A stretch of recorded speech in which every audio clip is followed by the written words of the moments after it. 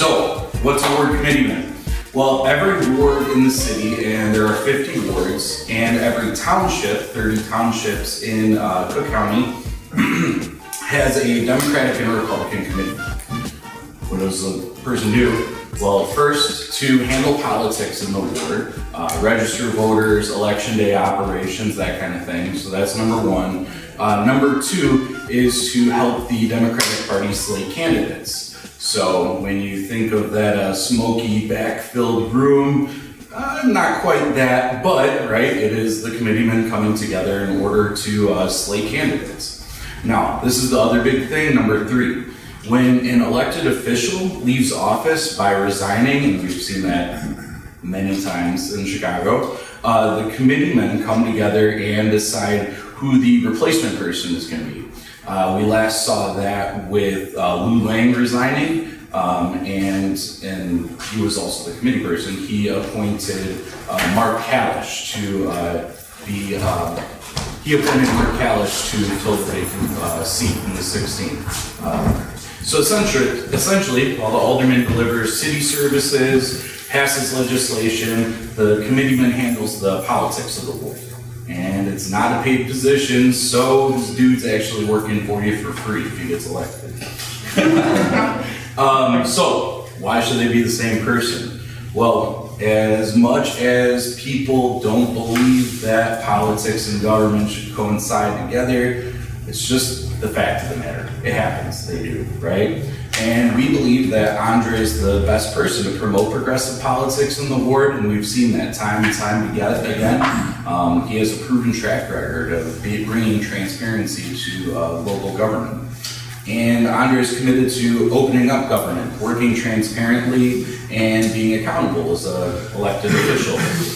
He's got a proven track record, like we said before, and if elected, he's going to open up the role of committeeman by creating a board to fulfill the duties of the position, so that he's just one voice and he's bringing in more people to the decision-making process. All right, so that's the Civics 101. That's the what does a committeeman do, right? Next up, we have our prepared questions, and those were submitted online. So I'd like to welcome Dina.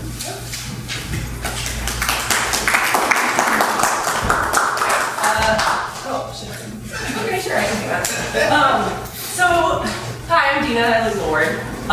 Devin actually kind of lays through a bunch of prepared questions in his intro. So I guess I would ask you, is there anything that you want to elaborate on the topics of what does an alderman do, what does a committee person do, why isn't it a conflict of interest for those two people to be the same person? Anything Devin didn't cover. Sure, I mean, that's a lot of the answers to a lot of the questions, but the real reason why I'm just passionate about trying to come in here and do it is I'm somebody who 5 years ago wouldn't even talk to somebody about politics. Like your average neighbor who doesn't really talk about that stuff. So it took a lot for me to get involved, because I just know growing up in the city, right, I never felt like I had a government that spoke for me, so I wasn't ever engaged to be part of it. And now we have an opportunity to actually reach out to open up government and have people be that voice. And I don't think we've had a lot of opportunities like that. So I want to make sure that people like myself who are never politically involved have the spaces to feel comfortable to talk about it. So I don't want to answer a million questions, I'm sure there's tons, but that's why I'm here, and that's why I'm glad that you all are here to hear from us. All right, cool. What is the city council committee, and how are the chairs and co-chairs and members chosen? Sure. So the city council committees. So this is specifically city government, aldermanic. I'll kind of, as I'm answering the questions, I'll frame it for people to kind of get. Okay? So the mayor ends up picking different committees. So I would look at it as like subject matters that you want to deal with as a city. So environment, contracting, human rights, education. Like these are all different committees you can sit on to form government. Okay?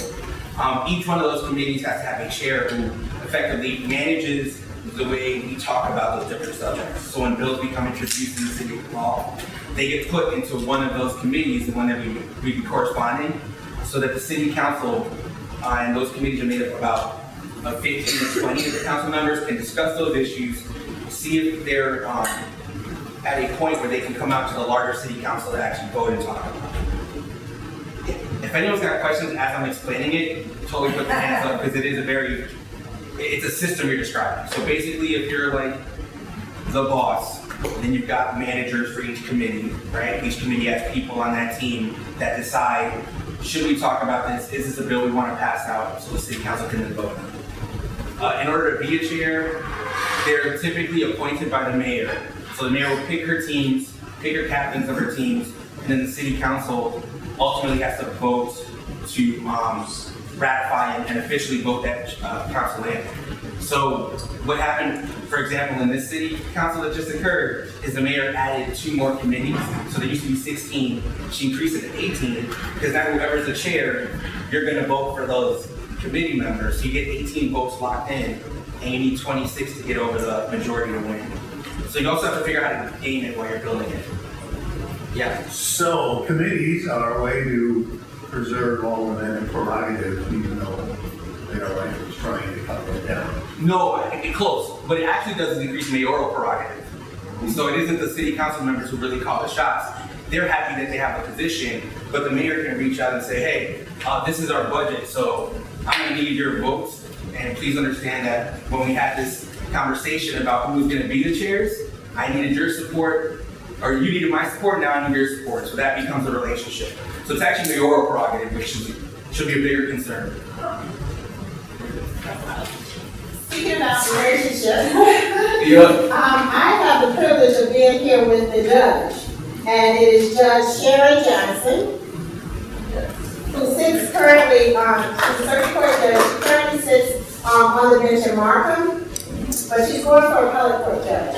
And it's all for Cook County. Can you tell us how the committeeman's role can help us forward this mission? I'll tell you how it has helped, and I'll tell you how we're trying to improve it. So, if you think about the committee person, one for each ward, right? You're basically in charge of the ground game for the 40th ward. So when elected officials, whether they be all the way from Congress down to dog catcher, right? Judges as well, they want to reach out to those committee persons to be able to get as many. Yeah, come on. So that way, when you're building your organization, you want the voices in the room that actually state the values that you want your candidates to have. But in order for you to be valuable as a committee person, you have to be able to get voters engaged, driven out, increase turnout, get the votes. So while you have the candidates, judge and everything else, asking the committee people for their endorsement, what that means is, great, you have my support, but that means I need your ground game to lock down that ward. It's typically how it works. The problem that occurs in the current model is those that very much have been patronage jobs and people who were appointed by other folks to keep the party structure in place. So if you're top down from the Illinois state level or county, you tell people who they should endorse to then lock the ground game. Where you have to break that up is actually by establishing independent boards of neighbors that are going to vote on what their values are. So when I think about the position, just to kind of give background on that, you know, the party would come to me and say, we need you to vote for so-and-so because you're part of the party now, so welcome to the team. But what I want to build and be able to say is, I'm only one vote on a board of 15 or 20 people, so you're going to have to talk to all of them to be able to get our organization to support you. Welcome to the democratic process. By the way, it's going to be public and we're going to invite neighbors to do it. All right. So we need your cards. Yeah, totally. Cards, and we want to share our cards. Absolutely. Right, so it's right. So as it pertains to the role, typically all those candidates come and they say, here, I need you to put me on a slate that I'm going to put every door in the ward so people know who they should vote for, right? Because if you're what's called a low information voter, which I don't like the term, but if you're someone who's not in the game, basically they give you the cheat sheet and you go, okay, that's what I should vote for, great. What we want to do is make sure that it's made of neighbors, by neighbors, and for neighbors, so we actually have a democratic process. Okay, so the precinct committeeman structure is all mandated by Illinois law, Republicans and Democrats, and any party that gets over 5% of the vote must maintain the structure. Do you have any reservations about the structure as it exists? Would you consider even abolishing such a structure? So the way we run our processes internally, right, is we want to bring neighbors in and kind of have the discussions and figure it out. I'm always open to whatever options there are. But whether it's law or not, and this is kind of stalking my take, ultimately you need neighbors in each precinct that are going to reach out to those neighbors, right? Because if you don't have that, you end up with who has the privilege to actually show up to the room, who's not working 2 to 3 jobs, so they can, someone's watching the kids and they can show up and they can tell you how they're progressive on the outside, but they're still NIMBYs on the inside, right? So there's ways you have to break that up. In order to bring in people who are not the most affluent and bring in people who've never had the opportunity, you need people on the ground knocking on the doors. So that lends itself to that structure. But if there's a better model to reach out with folks, I'm always open to have a conversation and actually work on legislation to get there. So how'd you learn all this stuff? This is the dork. No, but seriously, you've been in office for less than a year. This is part of why I was so excited about this civic series, is that you can get on Wikipedia and find out how a bill becomes law, but that doesn't, all of that stuff you just said is stuff because you're there. So what is the process of picking up how to do this job? So, I think that's what we're trying to build. There is no process, is the truth. Because why would somebody want to give you the information and take power when they think you would take power from them? Right? If you really have an understanding of how power is built, you actually build power by sharing that power, right? I worked a lot at AT&T and other jobs where they kind of get in your head that if you're a good leader, you coach and develop other leaders, right? So if you're trying to hold on to that power, you don't actually grow it. But if you allow someone else the opportunity to learn the process, they can give you their perspective, and that perspective actually makes our democracy better. So how I found out is different. Seriously, I'm a dork. So it began we could walk into a bar and you guys can ask me about sports and I wouldn't, nothing, right? Ask me about hip hop in the 90s. I will break down every record, who recorded it, right? Talk to me about comic books. I'll talk to you about Marvel and Spider-Man and the history. So my brain's just like that. Once I latch on to something, I really want to pick it apart. And so once I had worked at AT&T for about 12 years, and that taught me how to use that and be more organized to accomplish goals. Once my wife and I had kids, I just really started thinking about I'm gonna be dead at some point, and I've got to figure out what I leave them with, and how can I be of best use to do that. And so that started with first knocking on doors, but then little by little learning how this stuff works. And over 3 years, we all started through some organizations, and a lot of y'all in the room created the kind of organization to actually make that a possibility. So we took a gamble a year and a half ago, and we took out a 36-year incumbent that had $1.5 million.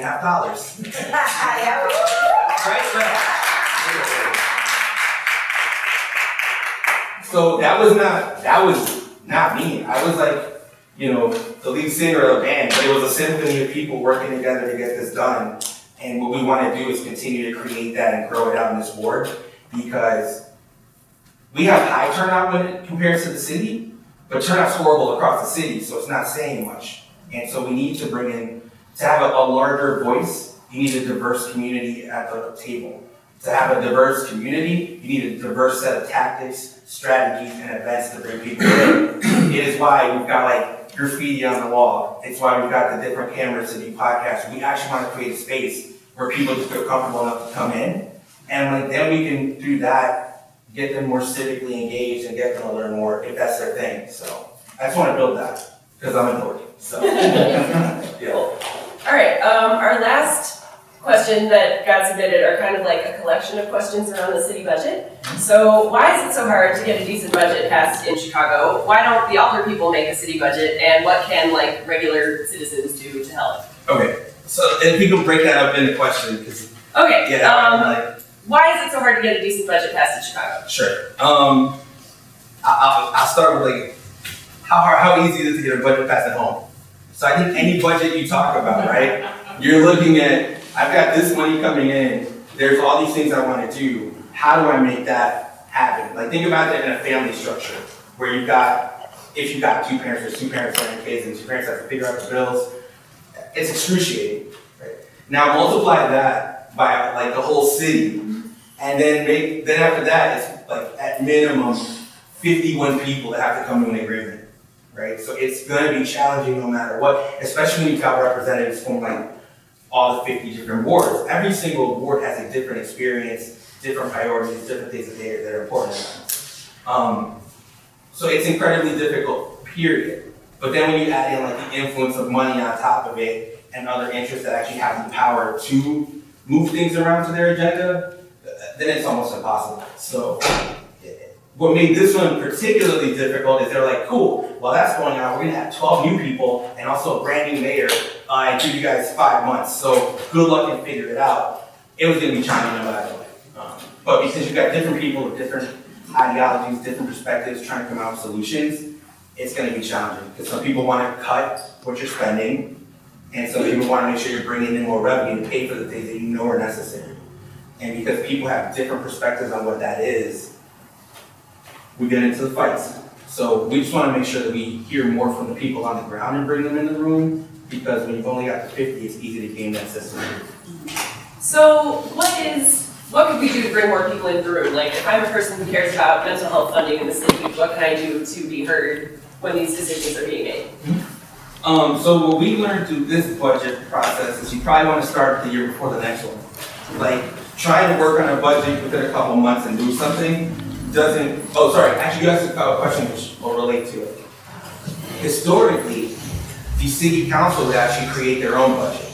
So they would create the budget, a mayor would create a budget, and they would negotiate and talk it through. That's actually still the law, but I believe second Daley, changed that so that the council is no longer putting together budgets. So it's the mayor presenting it to the city council and asking for the votes. Cool. Yeah.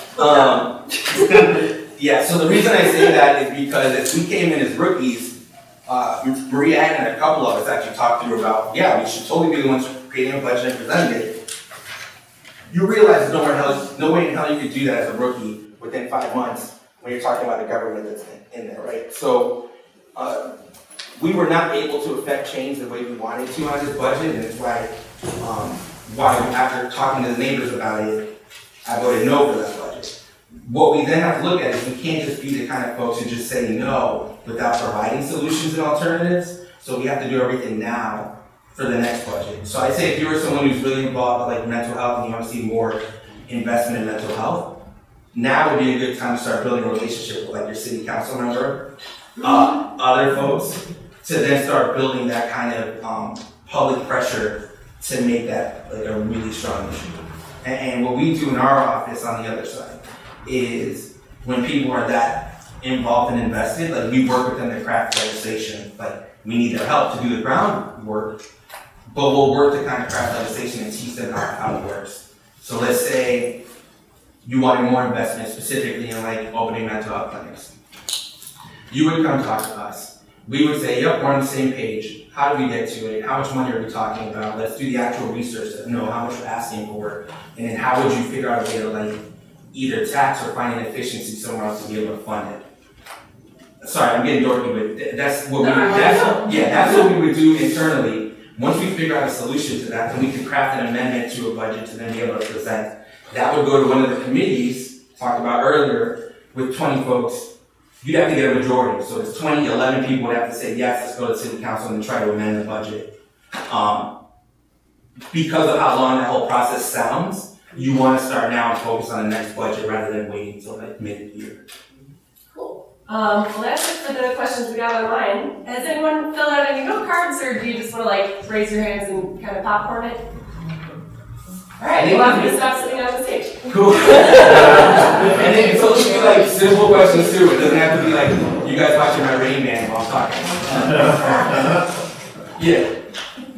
Do you support democratization of ComEd? And if you do, can you explain how that process will go? Yeah, yes, I will try as best as the rest of the room also gets it. So democratize ComEd. Wait. I was like, more questions? All right. So democratize ComEd is a campaign. The Democratic Socialists are kind of the ones who've been championing it. The easiest way to explain it, I'll do the simple way to explain it. Remember how we used to have a parking meters and they got sold to the corporation and the whole city got screwed? Yeah. Do you guys all remember the parking meter deal and the amazing folks behind it? Some of you are still in the council. Democratizing ComEd is doing the opposite. it's looking at a utility, Commonwealth Edison, which is not in the news for anything, for any reasons. It's taking that utility and saying, we as a city, we want to buy that because we understand there's a value to it that we can get the return over time. So the people who got the parking meter deal, they paid a lump sum up front because the city needed it, bought the parking meters, and then were able to make profit for 75 years after based on the continuing returns of that utility. So democratizing ComEd, municipalizing ComEd, buying back or buying ComEd, right, whichever way you want to frame it, is basically looking at utility saying, you know what, we're the city, we need long-term revenue, we're gonna take that, we're gonna buy that, and then be able to get the same kind of returns over time. So that's democratized ComEd, that's how I explain it, because I think folks kind of get it a little bit, right? Is there another part of the question I didn't hit? No, I think you got it. Okay, cool, check. So currently, ComEd is privately owned right now? Is that right? Yeah, and so ComEd isn't the energy, it's the pipeline that delivers the energy. And what they do is they come to agreements with the state about how much that is valued at, and then they make those dividends off of that evaluation that the state makes. Because they have so much money and so much power, right? I forget how long the agreements are with the city. They have to come back and renegotiate. And right now we're in a position of renegotiation.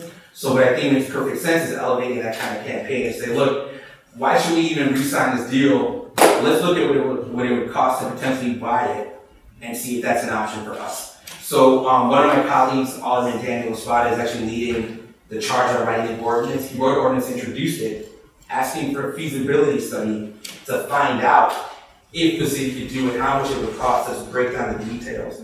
It also provides a lot of leverage to a mayor cutting a deal, because while she's talking to ComEd directly, she can say, look, I've got city council members looking to buy you all, so don't try to screw us on this deal, you better hook it up if you want to continue it.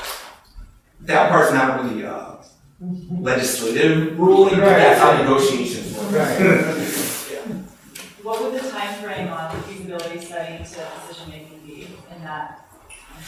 I think typically like a year. Alderman Espada knows more for sure, but I know it was. I think what he was trying to do, and it might have been occurring, is appropriating like $100,000 to do the study, to then be able to like move in that direction. So Exelon is the company that owns ComEd. They're publicly traded. There's nothing stopping, say, the DSA from buying stock in it right now. So yeah. Instead of, I mean, you just mentioned you guys need resources for things like mental health. Would buying a utility company be a waste of money when you could buy stock now and in effect change as a shareholder? And what if ComEd doesn't, if buying something is a voluntary transaction, they can refuse to sell to you. But then they gotta deal with it. Okay, but they so unless they want to sell to you, then there's going to be no real democratization. You can do that now by buying stocks. Yeah, so I would say there's two approaches to it, right? In yours, that's ideal because it goes directly to the ground. However, the level of organization to try to get, let's say an organization like DSA, for example, to get the rest of society to do the share buying and figure that out, I say that the model of democratization that DSA has makes it difficult for them to even make a decision about deciding when to do something like that. Right? So because it takes that many people to figure that out on that end, sometimes a single arbiter can be able to kind of put it in a different situation and say, here's what we're doing. I think you're right? Like buying is a voluntary action. But when you're talking to folks who are clearly capitalists, they're just looking at whatever profit margin they can get. Buying stock is socialist because you're buying the means of production and owning it. Right. The difference is one is an actual thing that can be accomplished, and one is not yet. One hasn't even been proven. You can talk to most folks, okay, so let's say you're talking to DSA. Were you at the general meeting yesterday? I was not. Okay, the only reason I'm wondering is I think that they had the largest group they've ever had in a room, and it looked from the picture to be 200, 300 people. Now we're talking about a city of 2.7 million. So if there's a model where we get 300 people to be able to talk 2.7 million people into doing something, they would not only be able to actually do that for ComEd, they would be able to take over the entire government if they had that level of organization to actually get 2.7 million people to listen to it. So in theory, that would be amazing. In action, we're nowhere near that. Why would ComEd give up so much power? Look, all they want is money at the end. So let's say if the city was like, we're not gonna sign that agreement with you at all. But they already have that. But it's up for negotiation in between agreements. So to your point, the agreements are locked in. Once you're in between an agreement, especially because you're talking the government also has its own sway to actually be a counterweight. The problem is, most of the folks are pretty much already friends of the folks that own these companies, right? So why would they go against their friends? It's a transaction at that level too. But that's why the only way to really, here's the only way to counter against that, because you can have the best meaning person also go into that system, become corrupt, and then you don't get the return you want, right? So what we've always said from day one is you have to open up government. It's not one person doing it. It is about making sure that through all the processes we have, everyone is invited to it. So when we're talking about the neighbor councils, how the committee would work, that's an open casting call to the 40th ward. It's not people that we pick and choose. No, here's how you become a part of the committee. Please feel free to come join and help us out. Right? You have a say for what direction we're going in. You also have to help us build. So other than that, other than like really opening up that model, those are always concerns, but you want to have people that can communicate them whenever they come up. I don't know if that helps, but that's, Historically speaking, they've, and seeing how they're spreading their wealth through organizations, Campaign donations. Yes. Joint efforts for community benefit. Don't you think that maybe there's maybe that should stop? Oh, absolutely. Yeah, I mean, so the thing that when we were running for aldermanic, a big part of the campaign was fair elections, right? You have to establish publicly financed elections to be able to remove the influence of money from that government, right? right. So in order to do that, we put forth an opt-in model where if you were a small donor, I believe it was like $150 or below. If you raise $17,000 on your own, the city would match your small donation 6-1. So you would get for a couple $100, almost like $1,000, and be able to actually be competitive in a race. The reason you have to do it as an opt-in model is a government. Here's what we see: a government won't actually vote for that, right? Like people get into that seat and then they go, "Well, we're just trying to make sure we're here." So it's hard to get a majority to vote for a system that they think is going to take them out. So the best way to actually do it, which we've been talking about, is you find the money to do the publicly financed system as a kind of pilot model and build that out to show the results. But on the second thing you have to do is you have to future date it. That's what I've been proposing to people, that you do something that would start in 4 years or 8, but it's locked in law. So the people that currently vote for it would go, that's cool, I'm not going to be here when it's in effect anyway. Sure, knock yourself out, I'll be on my next thing, or whatever. That would be a better way to actually get buy-in to help you get a majority to get that enacted. So what we're trying to figure out right now is how we get the revenue to do the actual public model, and we're also reaching out to the city's finance department to figure out how much it would cost to do it.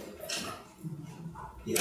So, but that's hard, right? Because politically you gotta move it, but that's something that's been a passion the whole time, because it's the only way you get to diversify the folks that actually think that they're able to run for office. Like, it's hard enough to pay your bills. You think you're gonna raise hundreds of thousands of dollars to take out incumbents? No, right? Like, that's why people just give up. You go, you know what? I'm not gonna get involved in this thing. I'm gonna turn on the football game and I'm gonna sit on the couch and pretend like it's snazzy for the next 2 hours, right? If you actually wanna change that model, we have to get people in and create models and do it. I was just going to add along those same lines, with respect to the judiciary, I personally don't think that we should be partisan. We're supposed to be independent, but the way that the system is set up, meaning that if we ran independent, we'd need so many more petition signatures in order to get on the ballot. So we're forced to choose Democrat or Republican and then go through the slating process.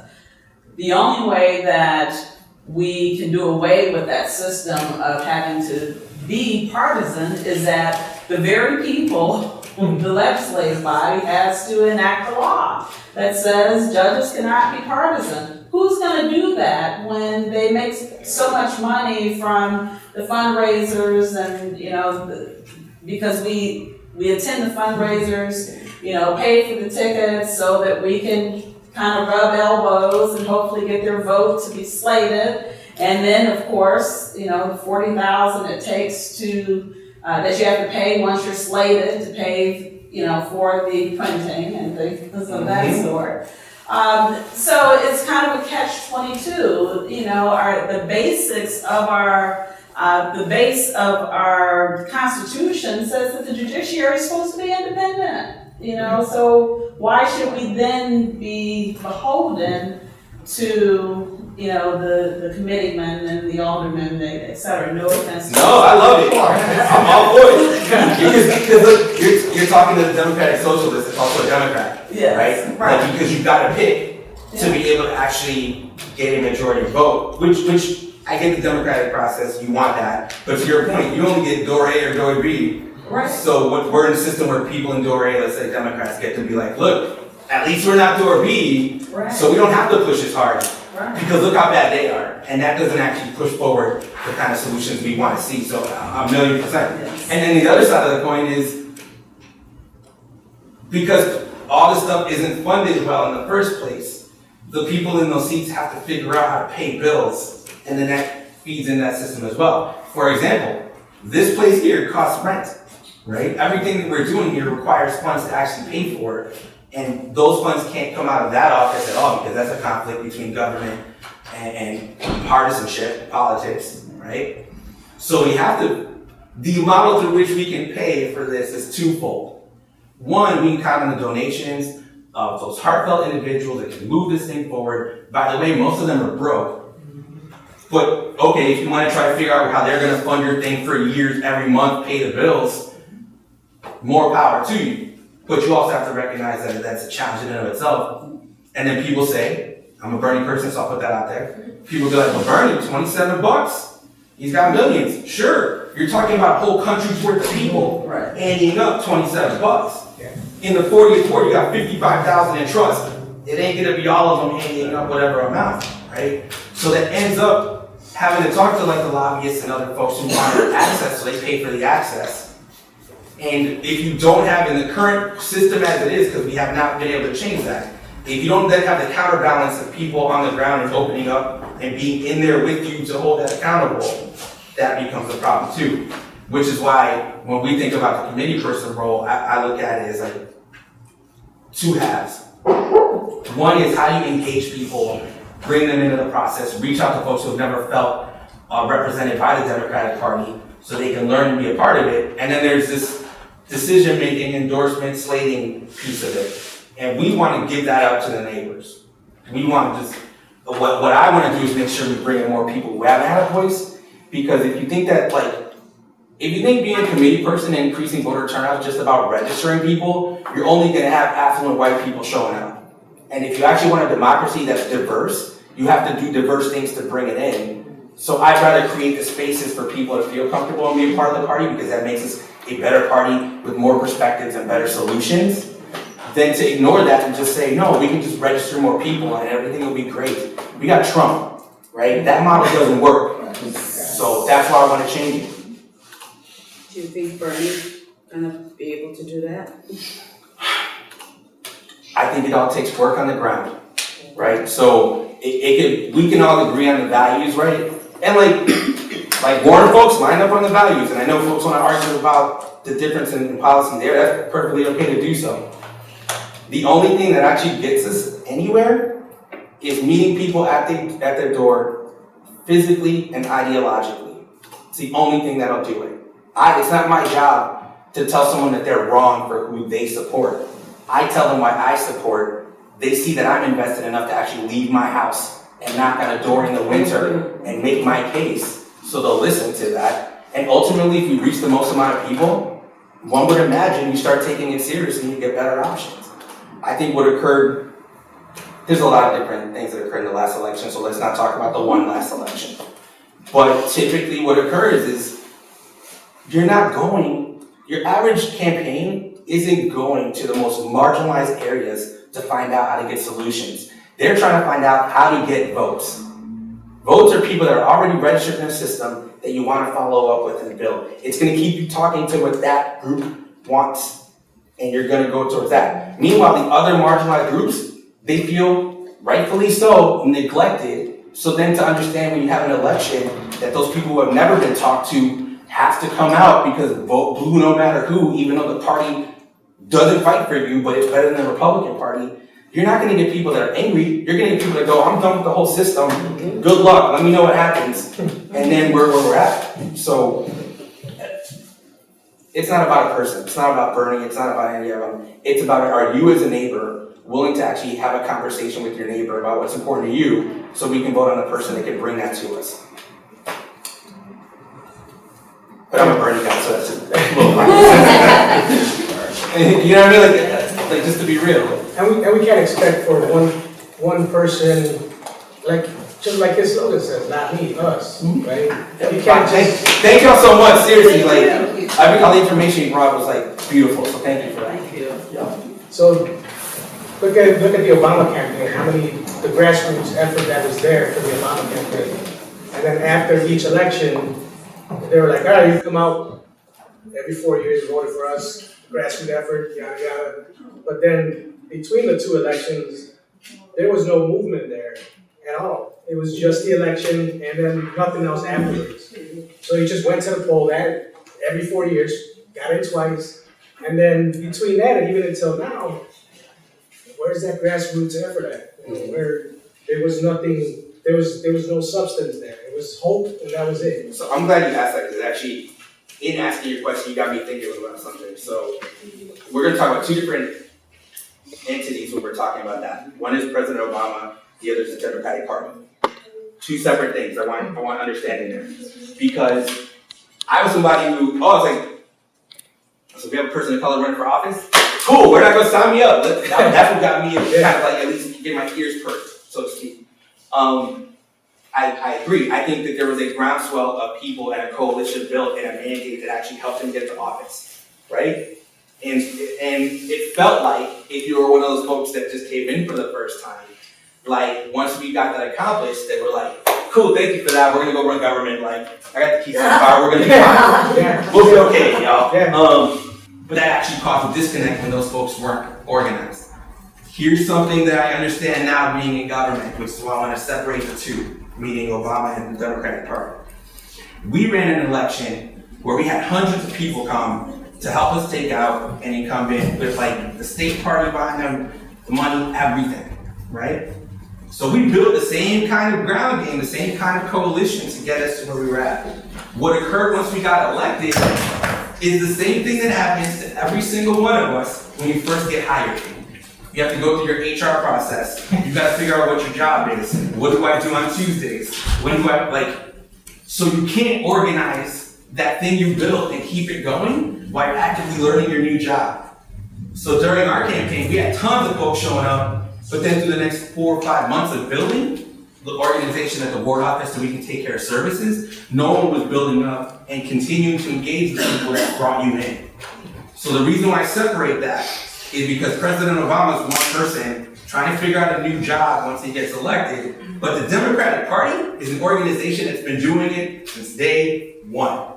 They should have been the ones to say, here is the engagement, look at the amount of people we actually had for the first time. What do we do differently to engage and bring those people in and help grow the party larger? That's what ideally we want to do. But because the same people with money run both of these parties, they're more like, cool, we got our guy in, so how do we get our money and like figure this out rather than actually building. So there's a difference between party and that scenario, and that's me being optimistic and like the nice guy, right? That it is challenging to do so. That's also why we started creating this space here, because we want to continue to build the folks that were engaged enough to like help us. So, yeah. What else? Hey, Kathy, you're going. Sorry, I forget to like, we're in a public space, I'm waving at people. How many of y'all live in 44? See, that's pretty dope, right? Like, that means really cool, sorry. But like, it wasn't just for you, it was for everyone, so we're good. I have a question about tips. Yeah. So the TIF funds are supposed to be funds that are raised through taxes for specific projects, am I right? Yeah. Okay, once you collect those funds for those projects, you don't have to spend the money on that project, do you? So the way, here's they usually get put together because they want on projects. It's really funny the way That's what I'm saying. it's funny because how it works, because it is, I'll say it as a socialist. There's something very socialism about that model. What you're doing is you're saying these are taxes that are coming in. So anything above a certain baseline, we want to hold those funds to be able to invest in that community and help develop it, right? So there is like, as they were first put together, that was the goal. You find a blighted area, right? You say, you know what, we need to pool together more resource to actually invest in it in a better place. But when you got people who understand how to game those systems, they start redefining what it means to be blighted. Like, oh, we couldn't build this if we didn't have those funds. And in some cases, that may be absolutely right. So they create those to kind of create like the larger projects, like Edgewater Medical Center has a TIF because there were city funds that were trying to help them develop that further. You could argue about that agreement. It was before my time. I've argued about it. So, but Talking about the hospital? yeah, Edgewater Hospital. Like I point really well. Yeah. So that was a situation where in order to demolish that and put up a new development, a TIF was created around it to help that get accomplished. So here's what I think we should at least start doing when it comes to TIFs. We should be able to explain this stuff so a 6-year-old can get it. We should just be say, here's how much funds we think we're gonna get from this TIF, from this area. Here's what we want to put that towards. Here's what we say the actual benefit to that is. And make it in a way that everyone gets it. So when you have conversations about this, you can talk to your community and say, is that something that you think is important? However, the other thing you gotta take into consideration is, as you're pulling those funds for each of those areas, you're pulling it away from the larger bucket the whole city gets. Right? Because taxes are taxes. Yeah. So they could either go to the general fund of the city or into those different pockets.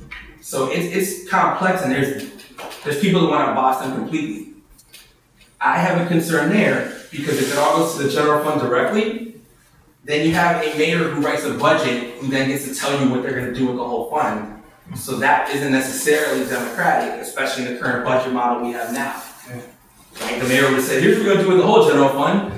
Cool, sign that, right? So it's a very difficult thing to kind of parse through and figure out what the balance is. But I always believe, no pun intended with the current mayor, light is the best disinfectant.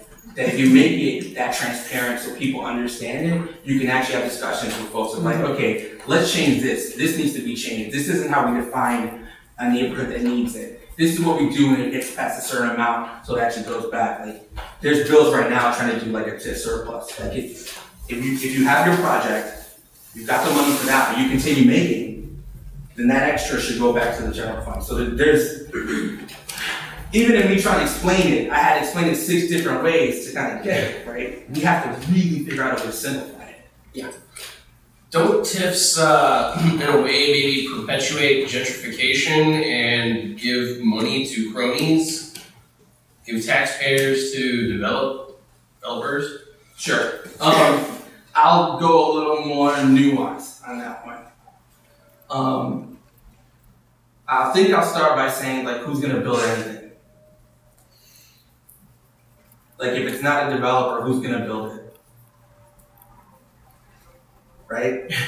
So I think sometimes when we look at like the fact there are like, the problem is the system, no matter what. But what I mean to say is, here's another one that's probably can be read a couple ways, but I'll just be, gentrification isn't actually the problem. The problem is the displacement that occurs after gentrification, but nobody calls it out. If you were to go to a neighborhood, one of the most impoverished neighborhoods in our city, and you ask them, do you want more grocery stores? Do you want more development? Do you want more local businesses? Hey, undoubtedly, they would all say yes. Look at what I actually live in. I want that investment, right? The problem is when that investment comes, because there are no controls in place, property values rise, it becomes way more difficult to actually stay in the same place you live in. You end up getting displaced, and then Humboldt Park becomes Humboldt Heights, right?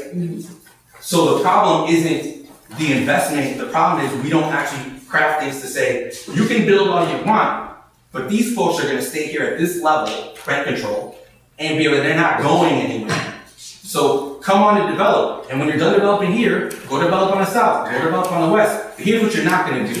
You're not gonna displace people that have grown up in these homes. But that's something you have to have the ability to actually articulate. And we don't even talk about that. The problem is, I believe, we get folks who very rightfully are angry and are voicing opinions and putting that out there. And they're needed. Those voices are needed to be able to have these conversations and have people paying attention to any of it. But what we're trying to build, and it's a new model now because people have never had allies in government that agree with them, is how do we then take that same energy and say, cool, let's put that to work to actually do it. Like, what does that law look like? How do we, you know what I mean? Like, that's the time we find ourselves in now, which I think is an amazing opportunity for all of us to work together, but nobody's used to. People come over to that office and they're like, here's what we want to do. We want to make sure that we're not cutting down the trees at 5900 Hermitage because it's not environmentally sound. And Alderman, I can't believe. And then we sit on the other side of the table and go, we agree, so how do we do it? And everyone stops. They're not used to that. They're not used to a yes on the other side of the table. So then we're like, cool, now how do we build it? And because no one's used to that, we're kind of teaching how it works to get people there. So I think I'm going roundabout and offering a lot of philosophy of what my take is. I think we've got to believe in the values, but also, as socialists who recognize labor is important, actually work to get that done. That's why I'm here. So, the majority of the properties around here are investment properties or a lot of rentals. If gentrification happens, it's primarily because these property owners or management companies have decided that they want to cash out their long-term investment, correct? Mm-hmm. So they sell their property, new owner comes in. That's the cycle of capitalism, isn't it? 100%. How do you can't control that. Real estate laws are in place so that you can't control that. What you can control is you can control the rent cost. Like, that's what rent control is. How would you control that? Because you're not the property owner. What you do is you say you designate these areas. The same way people designate certain things as business districts or art districts, or this is going to be your industrial. But that would be like redlining, an opposite, like a form of redlining, wouldn't it? No, you're right that that's the method through which you get redlining, Right. It's about how you talk through the intent. So what you would say on the other side, You would have to get a lot of owners to agree to that. well, not even owners, legislators to even make that law, Right. right? So when we try to come up with an affordable requirements ordinance, the ARO, right, that would set in totally, let's explain it, I'll break it down. No, ARO, I understand. no, but I mean for the rest of the room. Yeah. Right, the ARO means, right now if a developer comes in the units over 10, or buildings over 10 units, they're asked to pay, to have 10% of that property be affordable, which would be 60% at most of your average median income. But they can pay money to opt out of it, so that way you don't get 10%, and typically find other ways to game it, right? So we're trying to raise that so that the lowest you would have is 30% affordable housing. So that way, when you're a developer, guess what? It's not even a discussion. It's not a conversation. It's not a negotiation. 30% is what you have to provide. So it's your job to figure out how you're going to make money because that's what we need no matter what. On new development, but we're talking about Well, the majority of the real estate. what I mean is we couldn't even agree on that. So because the other side of town are saying nobody comes to develop anyway. Right. We're setting restrictions on people actually coming in. So it's incredibly, right? If we had the silver bullet, quote unquote, we'd figure out a way to do it. But here's what I want to do. I want to make sure that when we have these discussions, it's not just like 5 folks or just city council members. That we're actually teaching people enough about this that we can have discussions to figure out solutions. Because just because I got elected doesn't mean I'm the one that's got all the answers. I'm just here to represent my neighbors. Yep. There's a development for all ordinance that's gonna be talked about on the 11th, right? Yep. And that's 30% affordable units in the high rent districts And and then 10% Yep. in the low rent districts. Yeah. that will attract development to the low rent districts, because you're not burdened with providing all these additional affordable units there. So I'm a co-sponsor of it. However, here's what happened. This is us inside the room. This is us. So that development for all was up before I even showed up. So it was discussed the term before. We were trying to get it moving forward with the Department of Housing, with everyone. So we said, this stuff has been worked on. Here's the discussion. Great. We got a whole new progressive council and mayor. Let's put it over the finish line. It was put to a halt because the mayor said she wanted to put together an affordable requirements ordinance task force. So now there's a task force of different parties in a room discussing what they think the right answer should be. So the one that's already baked in, they are a prerogative. We're on hold until they tell us. And the task force keeps out people from CHI, Well, housing initiative, because we've got some people in there from CHI, and we've also got like Byron, Seixo Lopez is in there, Chris Telfero. So we've got people in there, and we're hoping, to their credit, what I like about what the mayor's been doing is that it is very data driven. So if we can figure out the information of what folks are talking about in the room, so that we have a better understanding, we can share with neighbors, maybe we're able to guide it. The dynamics make it more difficult than if we just move the bill that was already there. But my commitment is to figure out a solution anyway.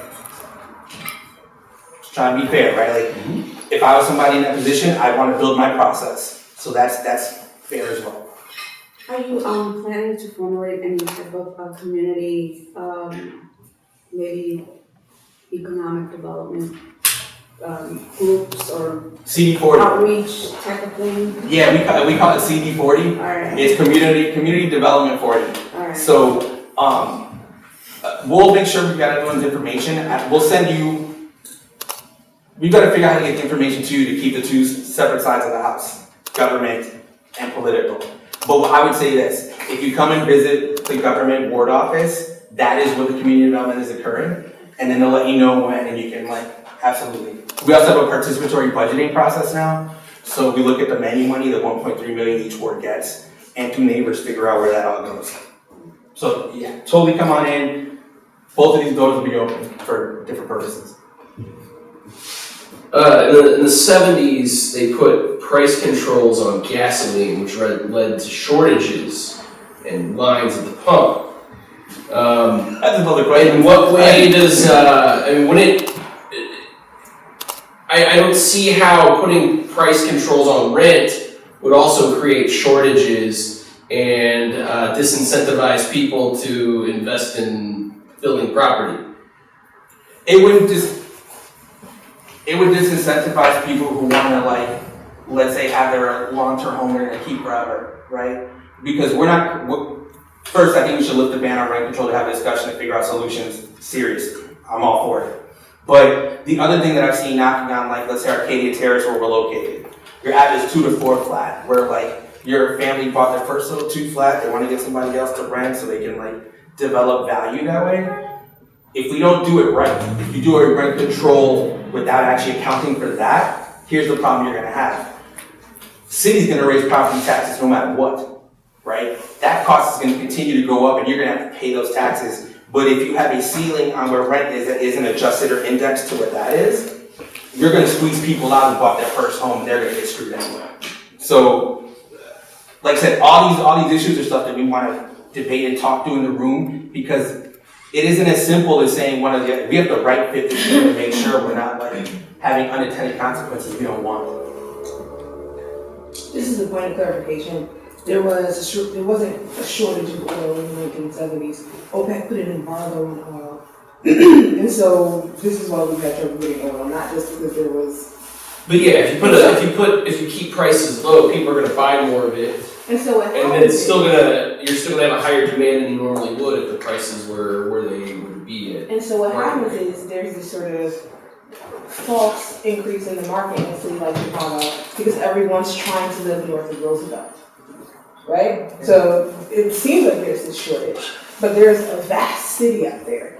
People, because of lack of development, people just don't want to live in these neighborhoods. But there's plenty of space for development. and available apartments. Even the new developments sit empty for a long time. Yeah. If you go to some of these newer condominiums that are being built with 5 and 10 units, a lot of them are empty. Even the storefronts are empty. But there's no requirement for them to. There's no incentive for them No, to the lower price to fill it in. Right, to fill it in. Same in the storefronts. Right, yeah. So they can just write it off as a loss. So it's not an issue of scarcity, is what. I understand it's not an issue of scarcity, but price controls do affect customer consumption and in supply and.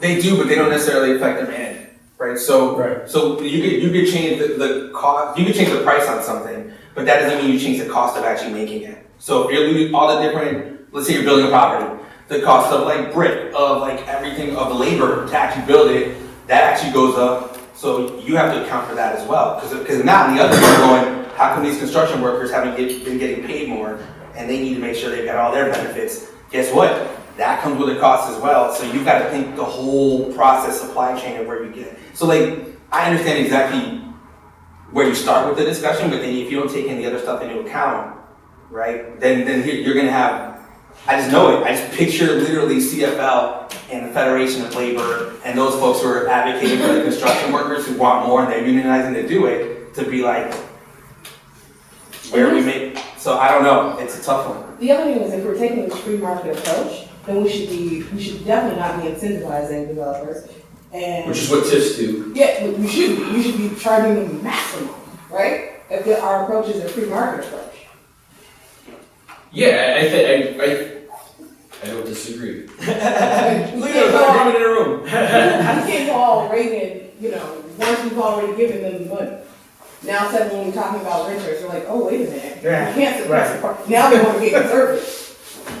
Yeah, it's like I said, the challenge is always trying to find a balance, right? And I think that's why I'm interested in also being a Democratic Socialist as a elected official, because I think folks are really used to seeing us talk about value, but not like talk through and figure it out with people we don't agree with, right? And like the city council is one where 6 of us share an ideology, but the other 44, right, do not.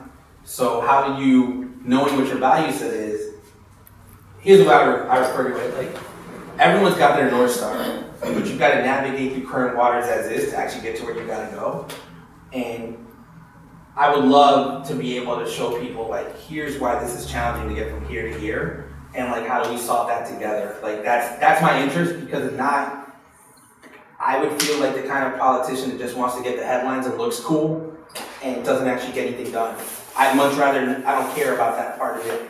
Like I've been too broke in this city for too long to think that that's the priority. I want to make sure that like you can grow up in this city and you know your education that you get, you know how safe it is no matter where you're at, you don't have to worry about getting priced out, because it happened to me too many times, right? So somebody else wants to be in the Sun Times cover, they can knock themselves out. I just want to make sure that we're bringing in people to actually solve it. We've got 4 more minutes, so maybe last question. How can you help? Totally, thanks for asking.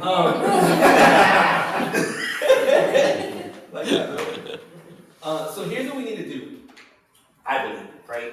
It isn't, like I said, it's not about one person, one candidate. I'm here just because people know that I'm the local elected and we got the conversation. But we really wanted to invite you to this space. This is going to be a constant space to kind of bring people and engage them in local politics. It's what our goal is through the campaign. But we need your help, right? So it would be great if you had people who help contribute so we can pay rent for this stuff. Right now, I know it's difficult for people, but anything you can do to help us build this side of the house, I think has an invaluable return and something we should all be thinking about. Clearly, I'm biased, but I've never seen a space like this in any ward or any other like unit of government where people just come in and like ask the questions. I want that. We also need the people to help us knock on doors and be successful, because that's the kind of committee I want to build in the 40th ward. It's why I want to be the Democratic ward committee person. But we need to, this is a new campaign. The same folks that helped us the first time, they dedicated and sacrificed that much of their time. They had to go back to normal life to make sure they survived and they paid their bills. we need to continue a culture of engagement and community here. And so I'm asking you all to either help support us financially to move forward, or really help us with communication, outreach, and education by being a part of what we're building here, as well as with 48th United. So we have like commitment cards, I believe. Does everyone have them? You don't have one, you can raise your hand. Does someone not have a commitment card? Cool. If you can look through it, there's different opportunities to engage what we're doing. We want to make government convenient wherever we can. So let us know when you're available, what time you can do stuff, and we'll figure out a way to make it work so together we can build it. So I'll let y'all do that. I want to thank you all, and I'll hang around and talk a little bit as well. Thank y'all so much for coming, and I hope we can do more of these.